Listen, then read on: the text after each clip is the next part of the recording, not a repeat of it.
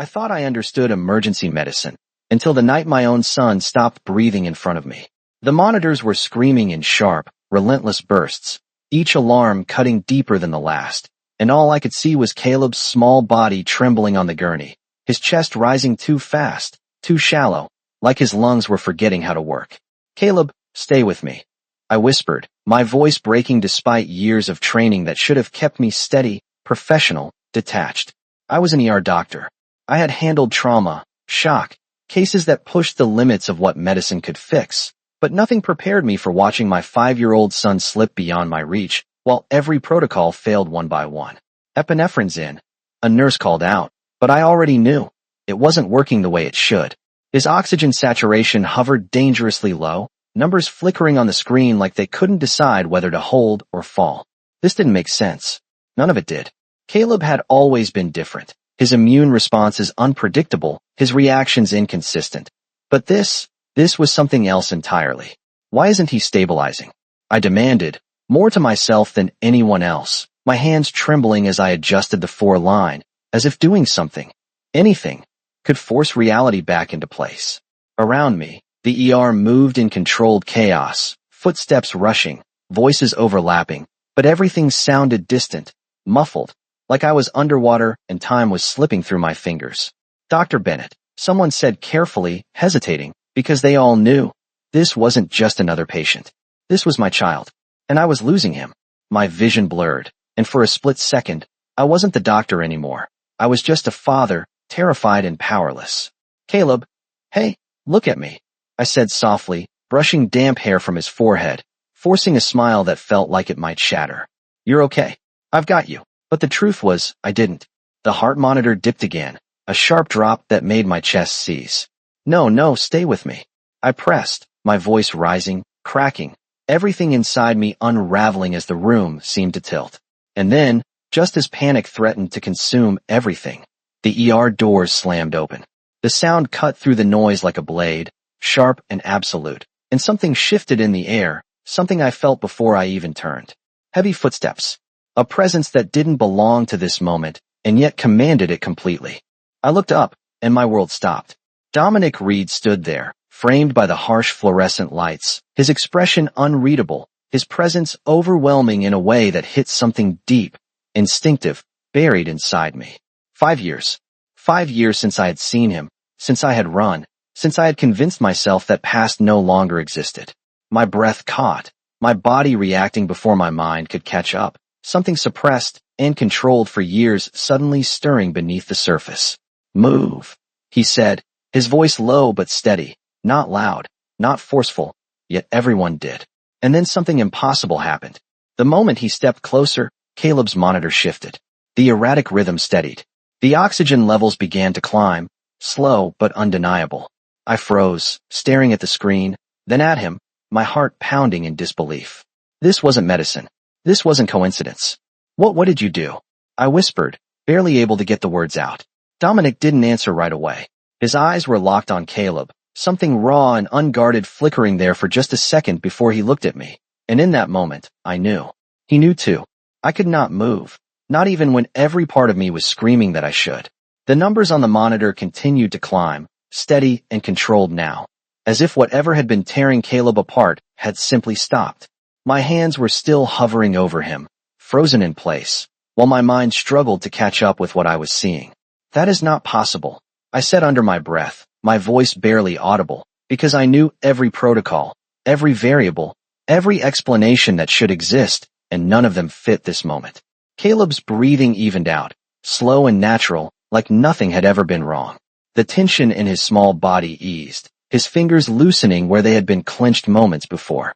"Dad," he murmured weakly, his voice soft but present, and that single word shattered whatever fragile control I had left. "I am here. I am right here," I said quickly, leaning closer, my hand finding his, holding on tighter than I should have as a doctor, but not nearly tight enough as a father who had almost lost everything. Behind me, I could feel it, that presence. It pressed against my senses in a way I had spent years trying to forget, something deep and instinctive that no medication had ever fully erased. My body reacted before my mind allowed it to, a subtle shift in my breathing, a tension under my skin that made it impossible to ignore him standing there. Dominic did not move immediately. He stood at the foot of the bed, his gaze fixed on Caleb with an intensity that made my chest tighten. It was not confusion. It was recognition. Slow, deliberate, he stepped closer, and every inch of distance he closed made something inside me unravel further. He is stable now, one of the nurses said quietly, almost cautiously, like no one wanted to break whatever fragile balance had just formed. Dominic finally spoke, his voice low and controlled. What happened to him? The question was simple, but it carried weight, the kind that demanded truth even when I did not want to give it. I swallowed hard, forcing myself to meet his eyes. Anaphylactic reaction. I answered, my tone automatic, clinical. But it was not responding to treatment. It did not make sense. He watched me for a moment longer, then shifted his attention back to Caleb, something unreadable passing through his expression. It makes sense, he said quietly. My breath caught. No, it does not. I shot back before I could stop myself, the frustration, the fear, the years of silence colliding all at once. This is not how the body works. Dominic's gaze lifted again, locking onto mine with a steadiness that made it impossible to look away. It is, he said, just as calm, just as certain, when it is mine. The words hit harder than anything else that night. My heart slammed against my ribs, my grip tightening unconsciously around Caleb's hand as everything I had buried, everything I had run from, surged back to the surface in an instant. You do not get to say that, I whispered, my voice shaking despite my effort to stay composed. You do not get to walk in here after 5 years and 5 years, he repeated, cutting me off, not harshly, but firmly, like he needed to hear it out loud. His jaw tightened slightly, and for the first time, I saw something crack beneath that controlled exterior. I have been looking for you for 5 years. The room felt smaller, the air heavier, every sound fading into the background as his words settled between us. I shook my head instinctively, denial rising. Before logic could intervene. No, I said, almost reflexively. You made it very clear you did not want anything to do with me.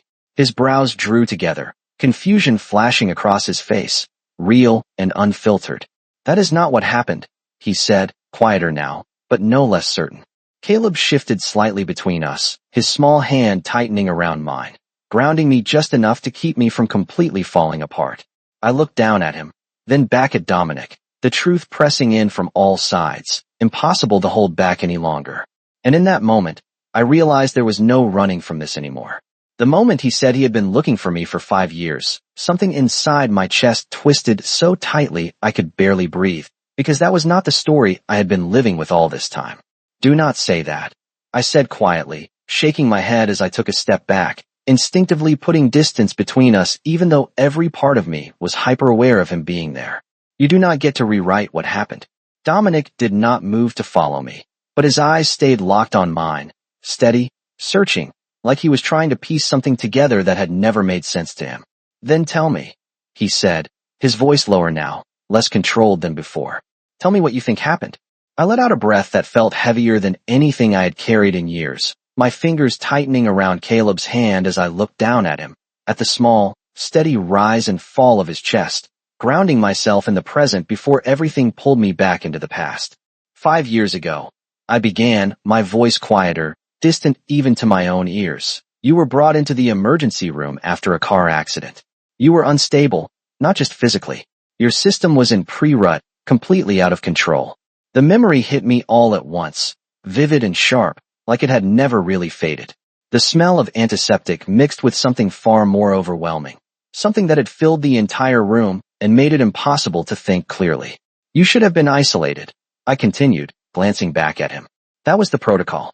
But the hospital was overcrowded, and I was the only doctor on shift whose profile matched what was needed to manage. Your condition. I could see it again so clearly. The way they had looked at me when they assigned the case, the hesitation, the unspoken understanding of what it meant. I asked to be reassigned. I added, my voice tightening slightly. I told them it was not a good idea, but they said there was no one else. Dominic's expression shifted, something darker flickering in his eyes, but he stayed silent, letting me continue. Your pheromones were unstable, I said, forcing myself to keep going even as my pulse quickened. They were affecting everything in that room. Equipment, staff, me. I swallowed, my throat suddenly dry. I tried to maintain distance. I followed every procedure I could, but it was not enough. The memory blurred at the edges, not because I did not remember, but because I had spent years trying not to feel it. That night crossed a line. I said finally, my voice barely above a whisper. Not because either of us chose it, but because the situation did not give us a real choice. The words hung in the air between us, heavy and unchangeable. Dominic's jaw tightened slightly, his gaze dropping for a brief moment before returning to mine. I do not remember it, he said, more to himself than to me. I gave a small, humorless laugh. I know, I replied, the bitterness slipping through despite my effort to stay composed. You made that very clear the next morning. His head lifted sharply. What do you mean? I met his gaze, every emotion I had buried pressing to the surface. You woke up completely detached, I said. You looked at the report, saw my name, and called it a temporary biological incident. A liability. My voice trembled slightly, but I did not look away. You said it would be handled as a medical error. The silence that followed was heavy, almost suffocating. Dominic stared at me, something like disbelief crossing his face. That is not, he started, but I cut him off before he could finish. 2 months later, I found out I was pregnant. I said, the words landing harder than anything else I had said so far. His entire body stilled. Completely. And then, I continued, my voice steadier now, because this part one had lived through alone. The legal notice came. He frowned, confusion deepening. What legal notice? I let out a slow breath, the memory as sharp as ever. All records sealed. No contact. No obligations. Absolute confidentiality. I looked at him directly, my chest tightening. Tell me, Dominic, what was I supposed to think? For a moment, Dominic did not say anything, and that silence felt heavier than anything else in the room, like everything I had carried alone for 5 years was finally sitting between us, undeniable and raw. His eyes searched mine, not cold like before, not distant, but something else entirely, something unsettled. That clause was not meant to push you away, he said slowly, like he was choosing each word carefully, making sure it would land exactly as intended. I let out a short, disbelieving breath, shaking my head immediately. Then what was it meant to do? I asked, my voice sharper than I intended. Because from where I was standing, it looked like you wanted everything erased. Me included. His jaw tightened, and for the first time since he walked in, he looked frustrated, not at me, but at something far deeper. It was meant to protect you, he said. I blinked, the words not fitting into anything I understood. Protect me, I repeated, almost incredulous. By cutting off all contact? By making sure I could not even reach you? Yes, he answered, more firmly now, stepping closer but still keeping enough distance that it did not feel like pressure. You were involved in a case that could have turned into a legal and medical investigation. My condition that night, the lack of proper isolation, the bond that formed under those circumstances, if that information had become public, it would have destroyed your career before it even started. I stared at him, my mind struggling to process what he was saying, because it clashed so violently with everything I had believed. So you decided for me? I said quietly. You decided that the best way to protect me was to disappear? His expression shifted, something like regret flashing across his face. I did not disappear, he said. I ensured that no one could access those records. That no one could question you. That no one could use you. I let out a shaky breath, my grip on Caleb tightening slightly as the ground beneath everything I thought I knew began to crack. And the no obligation part? I pressed, my voice softer now, but no less intense. What was that supposed to mean? He hesitated, just for a second, and that hesitation told me more than anything else. That was about liability, he admitted. It was meant to prevent anyone from forcing a claim, against you or against me, based on what happened that night. I shook my head again, but this time it was slower, less certain, because his explanation, it made sense. In a way I had never allowed myself to consider. You never thought, I said carefully, my voice almost fragile now, that I would read that and think you wanted nothing to do with me?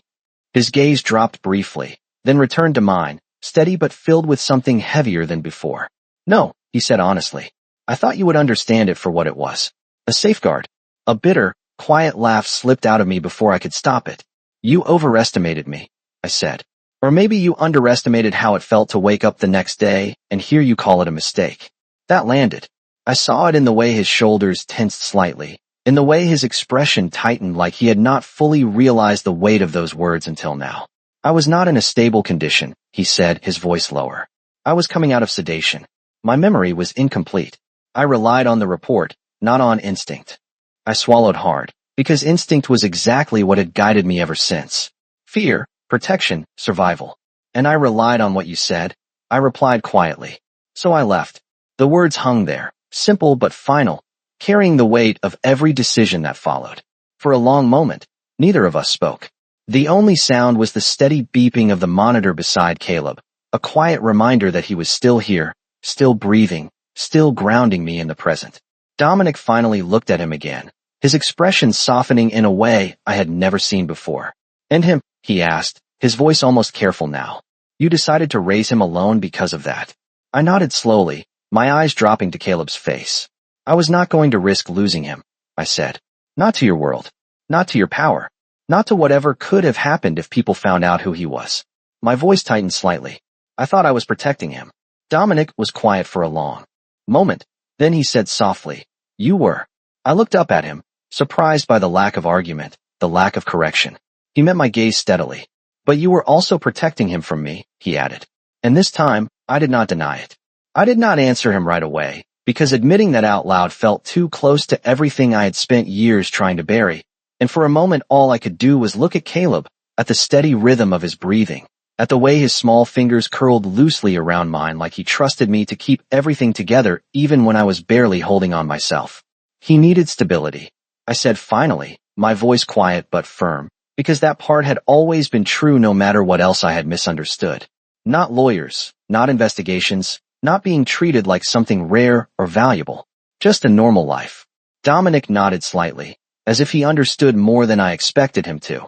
But there was something else in his expression too, something heavier. And you? He asked.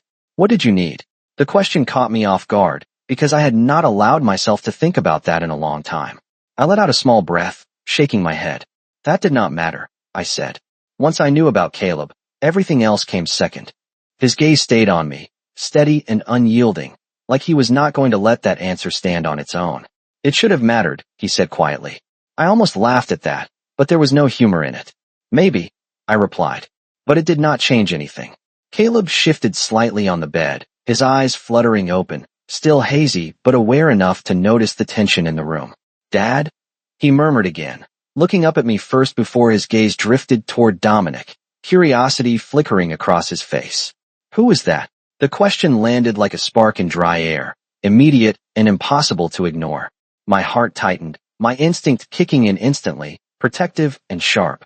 He is, I started, but the words caught in my throat, because I did not know how to define Dominic anymore. Not after everything that had just been said. Not after everything that had been misunderstood. Dominic did not speak either, but I could feel his attention shift completely, focused. On Caleb in a way that was careful, almost cautious, like he was aware that one wrong move could push everything further away. I am someone who wanted to meet you, he said finally, his voice softer than I had ever heard it, stripped of the authority that usually defined him. Caleb blinked, studying him with the kind of open honesty only a child could have. You look familiar, he said slowly, tilting his head slightly. My chest tightened at that, because of course he did. The resemblance was subtle, something I had noticed in quiet moments over the years, the shape of his eyes, the way his expression sharpened when he was thinking, but hearing it out loud made it real in a way I could not avoid anymore. Dominic's expression softened just slightly, something almost fragile flickering there before he masked it again. Do I? He asked gently. Caleb nodded a little, then looked back at me. Is he a doctor too? I swallowed, forcing myself to stay calm, to keep my voice steady even as everything inside me felt like it was shifting again. No, I said carefully. Not exactly. Caleb seemed to accept that for now, his attention already drifting as the exhaustion from earlier began to pull him back down. His hand tightened around mine briefly before relaxing again, his breathing evening out as he slipped back into sleep. The moment he settled, the room fell quiet again, but it was a different kind of silence this time, not filled with panic or fear, but something uncertain, unfinished. I slowly pulled my hand back, standing a little straighter, putting some distance between myself and the emotions threatening to surface. This does not change everything, I said, my voice steadier now, more controlled. You showing up, explaining things, it does not erase 5 years. Dominic nodded once, accepting that without argument. I know, he said. I am not asking it to. I crossed my arms slightly, holding onto that distance like it was the only thing keeping me grounded. Then what are you asking? I pressed. He looked at Caleb again, then back at me, his expression calm but unwavering. Nothing you are not willing to give, he said. But I am not leaving again. The certainty in his voice made my chest tighten, because part of me believed him, and that was exactly what scared me the most. I wanted to say something back, something firm enough to push him away again, but the truth was I did not have the strength for another fight. Not after everything that had just come out, not after watching Caleb almost slip through my hands. So instead, I said nothing, and that silence became its own kind of answer. Dominic did not move closer, did not try to close the distance I had created, and that alone unsettled me more than anything else he could have done. He simply stayed where he was, his attention shifting back to Caleb, as if that was enough for him right now. The next few hours passed in a strange, quiet tension. Caleb remained stable, his vitals strong, his breathing even, and for the first time since he had been brought in, I allowed myself to step back from the edge of panic. I reviewed his chart twice, then a third time, searching for something I had missed, some explanation that did not involve the man standing a few feet away. But every result pointed to the same conclusion. Nothing we had done alone could have stabilized him that quickly. I felt it again then, faint but undeniable, that same subtle shift in the air whenever Dominic was near. Even with the suppressants in my system, even with years of control, my body recognized him in a way my mind was still resisting. I turned away from the monitor, exhaling slowly as I tried to steady myself. You should leave, I said quietly, not looking at him. He is stable now. There is no medical reason for you to stay. For a moment, there was no response, and I almost thought he would agree, that he would walk out and let things return to the controlled distance I had built over the years. But then he spoke. There is a reason, he said calmly. I closed my eyes briefly, already knowing where this was going. Do not, I warned, my voice low, but he continued anyway. He responded to me. Dominic said. You saw it. I turned back to face him, frustration rising again because he was not wrong, and that made it worse. That does not give you the right to just step into his life, I replied. You cannot decide that because of one moment. His expression did not change, but there was something firm. In his gaze now, something grounded. It is not one moment, he said. It is 5 years of something missing that I could not explain until now. The words hit deeper than I expected, and I hated that part of me understood them. I crossed my arms, holding onto that distance again. And what exactly are you planning to do with that realization? I asked. Show up every time something goes wrong? Fix it with your presence, and then disappear again. His jaw tightened slightly, but his voice remained steady. I am not disappearing, he said. You keep saying that. I replied, sharper now. But you already did once. That landed, and for a brief second, I saw something in his expression shift, something that looked almost like guilt. Then I will not make that mistake again, he said. The certainty in his tone made my chest tighten, because it did not sound like a promise made lightly. Before I could respond, a soft voice broke the tension. Are you guys fighting? Caleb's eyes were open again, watching us with quiet curiosity, his small brow furrowed slightly. I immediately softened, moving back to his side. No, I said gently, brushing a hand through his hair. We are just talking. Caleb glanced between us, then back at Dominic. He looks worried, he said simply. The observation caught me off guard, and for a second, I did not know how to respond. Dominic exhaled quietly, a faint, almost surprised sound, like he was not used to being read so easily. I am, he admitted. Caleb studied him for another moment, then nodded slightly, as if that answer made sense. It is okay, he said sleepily. I feel better now. My throat tightened at that, relief washing through me again, but it was mixed now with something else, something uncertain, something that had not been there before. Because for the first time in 5 years, I was no longer the only one standing between Caleb and the world. And I did not know if that made things safer or more complicated. Caleb fell asleep again not long after that, his breathing steady and calm, the soft rise and fall of his chest finally giving me something I could trust, something real after everything that had just happened. But even as relief settled in, it did not last, because the moment the room quieted, the weight of everything between Dominic and me came rushing back in. I stood there for a while, just watching Caleb, pretending that was all I needed to focus on, but I could still feel him behind me, still feel the way my body refused to fully ignore his presence no matter how much I tried. You can sit, I said finally, my voice quieter now, not because I wanted to invite him closer, but because the silence had become unbearable. There was a brief pause before I heard the chair move, the soft scrape against the floor as he took a seat beside the bed, not too close to me, but close enough that it changed the space between us. Neither of us spoke for a moment, both of us watching Caleb like he was the only thing that mattered, and maybe, in that moment, he was. Does this happen often? Dominic asked after a while, his voice low, careful not to wake him. I hesitated, then nodded slightly. Not like tonight, I admitted. But he has episodes. His immune system reacts in ways that do not follow normal patterns. I have spent years trying to understand it. My hands tightened slightly at my sides. I thought it was just a rare condition. Dominic was quiet for a moment. Then he said, "It is not just that." I glanced at him, tension returning instantly. "Then what is it?" I asked. He did not answer right away, his gaze still on Caleb, like he was choosing how much to say. "He is responding to me because of biological compatibility," he said finally. "Alpha and offspring. It is not something standard medicine would account for." I let out a slow breath, because hearing it said out loud made it impossible to ignore anymore. "So what are you saying?" I pressed. "That he needs you?" Dominic shook his head slightly. "I am saying he responds to me," he clarified. "There is a difference." I turned fully toward him now, frustration rising again because that difference felt too small to matter. "Do you hear yourself?" I asked. You walk in, and suddenly he stabilizes in a way that makes no clinical sense, and you expect me to treat that like it is just optional. His expression remained calm, but there was something firm beneath it. "I expect you to treat it like information," he said. Not a claim. The word hung there, sharp and deliberate, and I realized then that he was being careful, more careful than I had ever seen him before. "You think I am going to take him from you," he added quietly. I did not answer, because I did not need to. He already knew. Dominic exhaled slowly, leaning back slightly in his chair, but his eyes never left Caleb. "I am not here to do that," he said. "Then why are you here?" I asked, my voice softer now, but no less intense.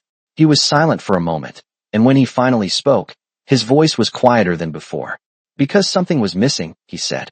"For years, I could not explain it. I could not form a bond with anyone else. Nothing felt complete."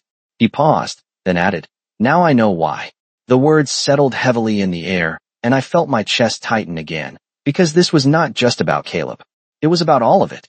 About the night we never fully chose. About the connection I had tried to suppress and erase. And what does that mean for us? I asked carefully.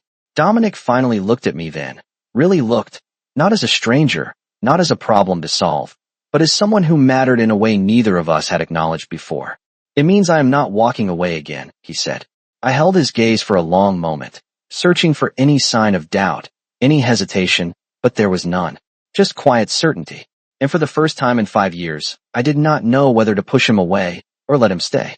The hospital discharged Caleb 2 days later, and I told myself that would be the end of it, that once we walked out of those doors, everything would go back to the way it had been before, quiet, controlled, predictable. But deep down I already knew that was not true, because Dominic did not leave. He did not push, did not demand, did not try to claim anything that I was not ready to give, but he stayed exactly where he said he would, present, consistent, impossible to ignore. The first time I saw him outside the hospital after my shift, I almost turned around and went back inside, my instincts screaming at me to retreat, to put distance between us again. But he did not approach, did not close the space. He just stood there, hands in his coat pockets, waiting like he had all the time in the world. "You do not have to do this," I told him, crossing my arms as I stopped a few feet away. "I am not asking you to," he replied calmly.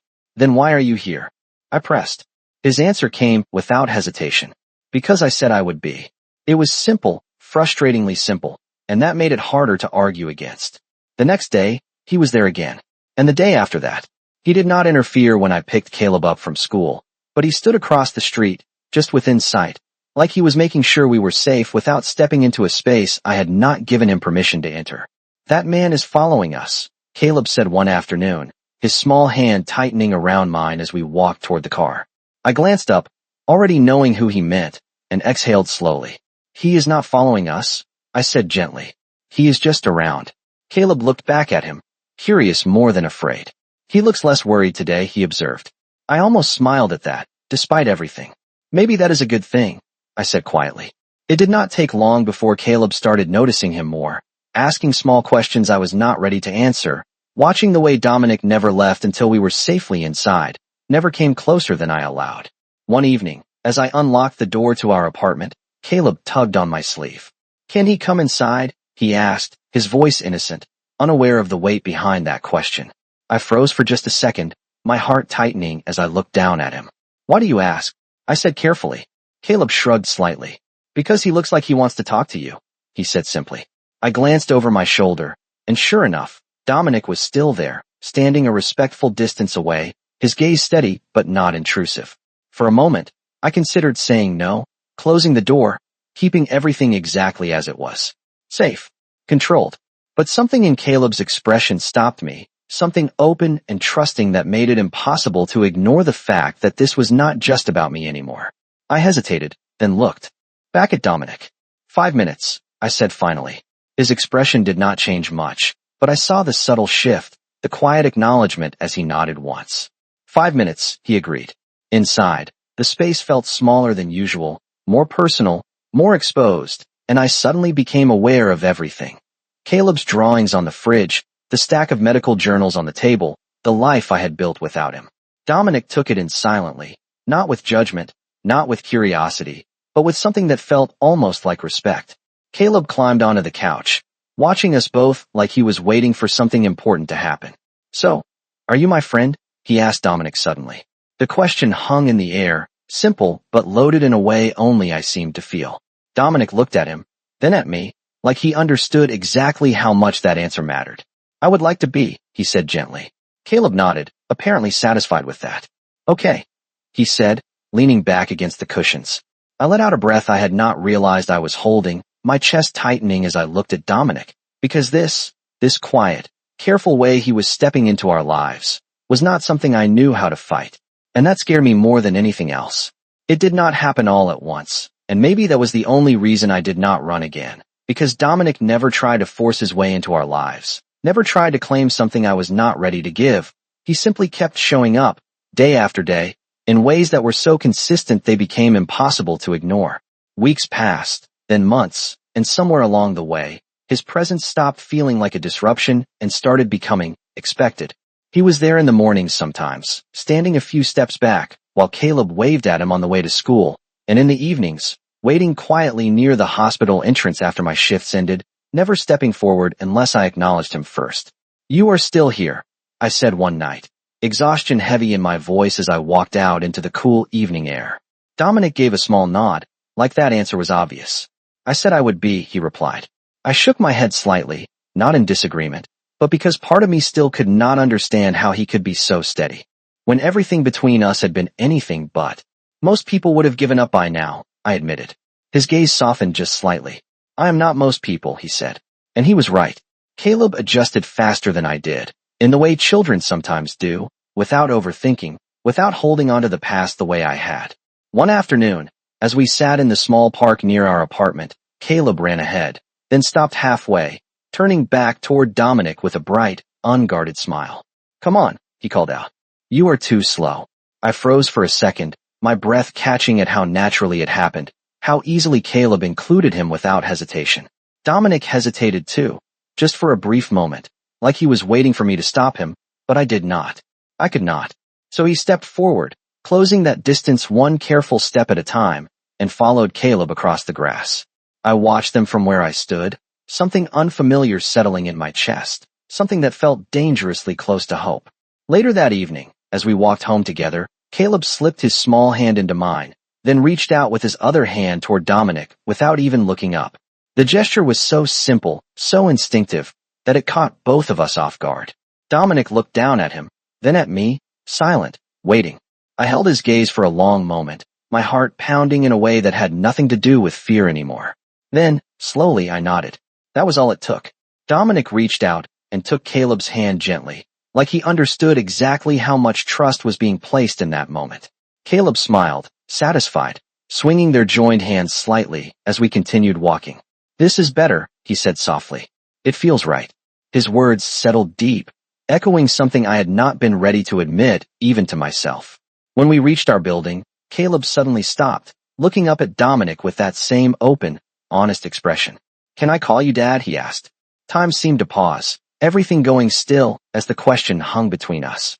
My chest tightened, my breath catching as I looked at Dominic, expecting him to hesitate, to say something careful, something measured.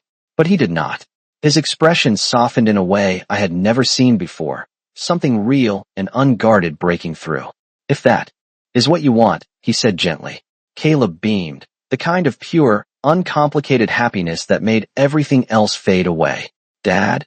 he repeated, like he was testing the word, then laughed softly.